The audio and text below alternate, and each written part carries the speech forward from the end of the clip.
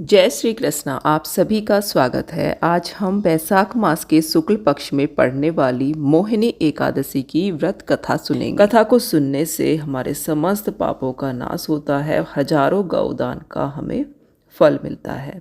तो चलिए कथा सुनते हैं। धर्मराज युधिष्ठिर ने भगवान श्री कृष्ण से पूछा, हे प्रभु, बैसाख मास के शुक्ल पक्ष में कौन सी एकादशी पड़ती है और इसकी क्या व्रत कथा है। भगवान श्री कृष्ण बोले, हे धर्मराज, बैसाख मास के शुक्ल पक्ष में पड़ने वाली एकादशी का नाम मोहिनी एकादशी है। यह समस्त पापों को नष्ट करने वाली है। इसकी कथा इस प्रकार है। सरस्वती नदी के रमणीय तट पर भद्रावती नाम की एक सुंदर नगरी थी, जहाँ घृतिमान नामक राजा, जो चंद्रवंश में उत्पन्न हुए थे, राज्य करते थे। वह सत्य प्रतिज्ञ थे। उसी नगर में एक वैश्य रहता था जो धन्य धान्य से परिपूर्ण और समृद्धिशाली था। उसका नाम था धनपाल। वह बहुत सारा दान पुण्य करता था, कुएं, मठ, बगीचे आदि बनवाया करता था। भगवान श्री विष्णु की भक्ति में वह हमेशा लगा रहता था। वह सदा शांत रहता था। उसके 5 पुत्र थे, सुमना, द्युतिमान, मेधावी, सुकृत तथा धृष्टबुद्धि।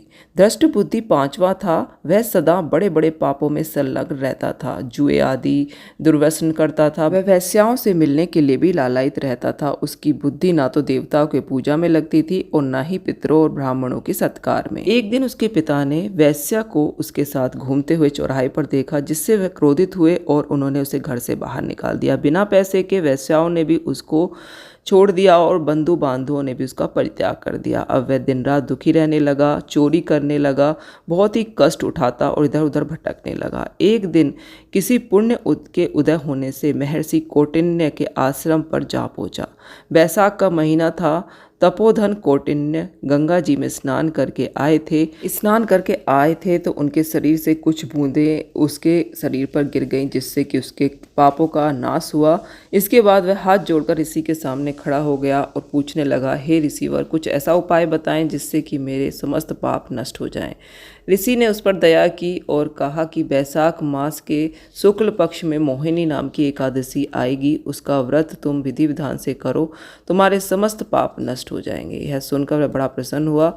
मोहिनी एकादशी का उसने व्रत किया। विधि पूर्वक व्रत करने के बाद उसके समस्त पाप नष्ट हो गए। मृत्यु के उपरांत वह दिव्य देह धारण कर गरुड़ पर सवार होकर सभी प्रकार के उपद्रव्यों से रहित श्री विष्णु धाम को चला गया। इस प्रकार यह मोहिनी एकादशी का व्रत बहुत ही उत्तम है। इसके पढ़ने और सुनने से सहस्त्र गौदान का फल मिलता है। बोलिए भगवान श्री कृष्ण की जय।